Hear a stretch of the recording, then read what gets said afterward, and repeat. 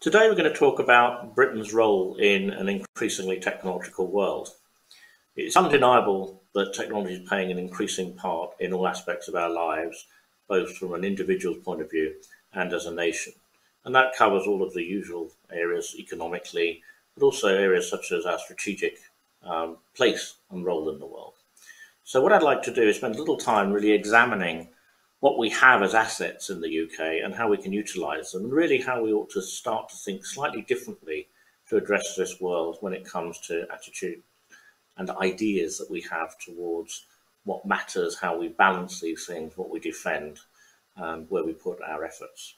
Now, whether you read the speeches of President Putin of Russia or President Xi of China, they've made very public comments about the importance of technology, sometimes getting quite specific.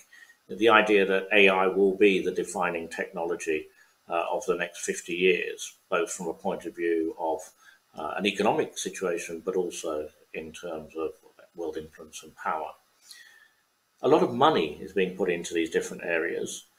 In some aspects, you'll see something like the US will do it through its normal commercial marketplace, whereas in China, it very much is a state-driven strategy where large amounts of money and effort are being put into making sure that there is dominance in these technology areas. We also see this surfacing in some of the debates that go on, even with our allies, the subject of Huawei, or indeed all of the debate at the moment about our incredible national asset of ARM. When we think about it economically, especially when we've just been through lockdown and we see how we interact with technology, you can see that it is fundamental now to every part of commercial activity. The leading 5 technology companies on the American Stock Exchange, now their market cap dwarfs the rest of the market. So you've got this incredible concentration of economic might.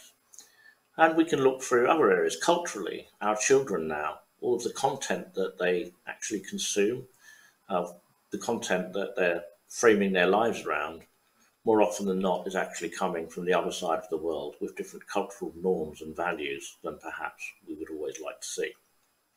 So technology now is not just about ego or economy, but it's also about security, and perhaps an area which we haven't really understood. It's about sovereignty. All countries' global independence and influence is now underpinned by the technology assets that they can bring to any discussion, that they can leverage in order to take their place in the world. So where is the UK in all of this? Well, the interesting aspect is that we have an absolutely incredible science base. It's right up there at the top.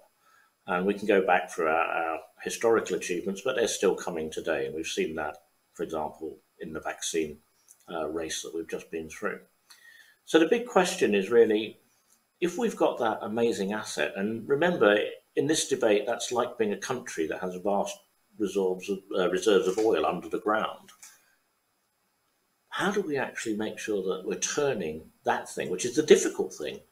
If you don't have the oil in the first place, it's very hard to have its impact. How do we actually turn that into the influence and impact that we want for our economy or our public services or our place in the world? And that's probably best framed by a simple question, which I'm continually asked at the moment, which is, why doesn't the UK have 5, 6, 10 multi-billion-dollar businesses listed on the FTSE 100? This is the land that gave us Brunel, the land that invented the jet engine and many other past breakthroughs. And many of the pieces of technology and science that underpin the current technological world came from the UK. Yet somehow we're not managing to get those world-class businesses, which are dominating our lives, to actually be listed in London and on the FTSE 100. So in addressing this issue, I have a perspective which is actually 25 years long. Originally, I was an academic scientist at Cambridge, and I did something that was very unheard of back then, which started a technology business. And so that's a journey where I've seen us go from a situation where the idea of setting up a business, being an entrepreneur, was unheard of. It wasn't the thing that you did. It was, in fact, slightly suspect at the time. And then there was no venture capital industry. You couldn't give your staff options, and the idea of listing that kind of business was something that you would expect to take decades. Well, that's all changed. The wonderful thing is that through a series of government interventions over the years, problems around options were fixed, the taxation scheme was made more reasonable, the listing rules were changed, and it is a great success story. We have a very vibrant startup community. We have a great number of scale-up businesses. It is night and day different to back then. So if you like, we've managed to build the road all the way from startup now to these great scale-up businesses. But the important thing to understand is we haven't quite finished the last part of the road that gets us these incredibly important, influential and valuable businesses out of the UK. Most of the road is fixed, but the very last mile we're just working on. So what's the problem here? Well, the problem is we get these amazing businesses, and I must stress they are second to none. Their technology is incredible coming out of the UK. They come out of our science base, which has often been funded by the British taxpayer, and research, businesses are formed, and then they get to a certain size, typically at the point where the technology is just about to really have impact, and that might be financially, for example, 400 million in value, and they're snapped up by overseas acquirers, often from the US. And so the important thing is that the payback from that, the effect, whether it be on public services or economic, generally doesn't fall directly into the UK. And that stops the virtuous circle, which generates the next of these businesses and this sort of thing going on. Very nice example of this is a company you may have heard of called DeepMind, which is one of the world's leading AI companies. At the point where it had really made some key breakthroughs, it was snapped up by Google and now is powering a lot of Google's know-how in terms of the next generation of AI, which is changing our world. So what's the solution to all of this? Well, if we can build that last part of the road, we've done all of the difficult bits. We have the science base, we have the great companies. And what we need to do is make sure that getting that last bit done means that those businesses don't get sold at 400 million. They get listed onto the London market and become multi-billion-dollar businesses. A lot of work is being done at the moment on that. We've had the capital markets review by Lord Hill. We've had the Khalifa report. We've had the patient capital approach. These are all ideas that understand the differences. For example, if you're a tech business as an investor, when it lists, you don't really want to sell your shares because so much of the potential is in the future. So you've had to change the free float. What doesn't this need from a government? What it doesn't need is direct funding. Although if you ask people if they want lower taxes or if you ask entrepreneurs if they want more funding, you'll always get the same answer. The reality is there is a lot of private money out there. It's about priming that pump and leveraging that money. And with the best will in the world, you set up a business bank with UK government money and it's 400 million. For a company that's about to IPO, its round will be 100 million. You could do 4 of them. This is not the approach. What you need to do is continually say, how do I make it a rational decision for those investors to actually be investing in these businesses? What it is about is a different attitude. It's about understanding how important these are, and that affects much of our decision making. So, for example, in NHS, we have amazing data. At the moment, we make that available to companies overseas. That may have a great thing in terms of producing solutions, but what happens when those companies come back and charge the NHS a very large amount of money? We need to be thinking strategically about technology. The changes are an incredible opportunity for us. We are unshackled from the consensus, slow and often rather outdated thinking that you saw when you get a big committee of countries trying to make a decision. We can reflect the modern world, something we're much more familiar with. Take medicine. Regulation in that's generally cohort-based, but modern medicine has moved into personalised medicine. That regulatory framework needs to be updated. We can do that in the way they can't. Driverless cars is another example. At the point where they get safer than humans, you should be able to come up with a better regulatory framework than the current one. And all the things that go around that, how do you ensure these new technologies? What's the legal framework for them? We are in an incredible position to grab those opportunities, and combined with the fact of our science base, we can tell the world this is where you come to do your technology. This is where the brightest should come.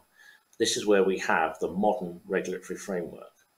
Just think about how Europe has become ideological and obsessive about its privacy policy, really throwing grit into the technological revolution in the way in which Europe's competitors aren't.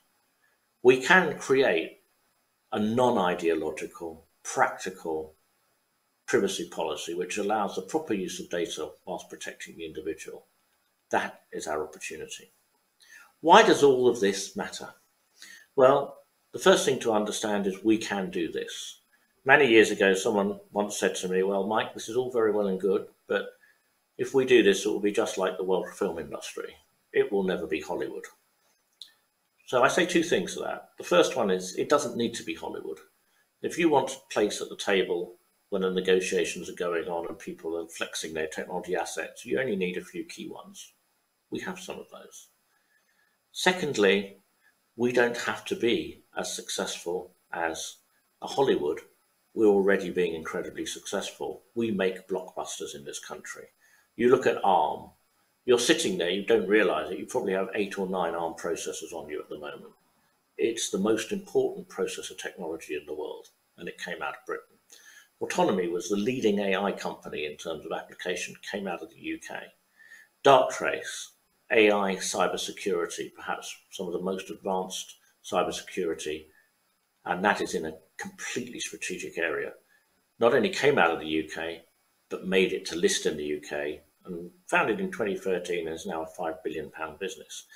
And we have a nice long list of companies coming along, Oxford Nanopore, Graphcore, and the list goes on. So we do make blockbusters and we make enough of them. What we need to do is realize how important they are. Strategic importance, sovereignty, security. We need to realize that technology is about Britain's place in the world. We want to be listened to by our allies and respected by our enemies. And this is the currency of making that happen. We must acknowledge this new world where influence and power comes from and not be afraid to assert and defend our own interests. We must grab the unique opportunities that Britain has, do it quickly and in a manner which is explicit, just as our allies would. The US has its CFIUS framework, China and Russia are just directing it. We shouldn't be backward in coming forward and realizing that we have amazing assets and we have our place at the table and we can defend that place and we can assert our influence. We have absolutely exceptional science base in the UK. What we now need is an absolutely exceptional ambition to go with it. Thank you very much.